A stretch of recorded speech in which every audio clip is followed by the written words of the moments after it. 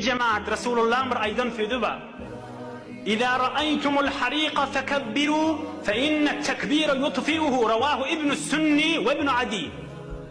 Peygamberimiz aydıptır, ey Müslüman sahabalarım, her vakt bir yeri odalan bolsa, şonu söndürüp duqanız, Allahu Ekber, Allahu Ekber deyip söndürün, şu Allahu Ekber diyanını size söndürmeye kömekleşer deyiptir.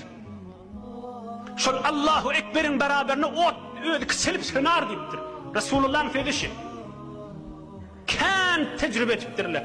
O şunu bir yana, şunu söndürüp duqalı, Allahu Ekber, Allahu Ekber diyen odunu söndürüp bariyer. Şu odu söndürüyen olsa, nefs odunu, şehvet odunu, dünyanın kızgınını buluşup bariyen adamın odunu, şu Allahu Ekber, eğer imanı var adam olsa, o kulağası hükmen söndürmelidir. فَاِنَّ التَّكْبِيرَ يُطْفِئُهُ Tekbir od söndürür deyiptir. Allahu Ekber demek odu söndürür deyiptir Resulullah sallallahu aleyhi ve sellem. Görmün o odanın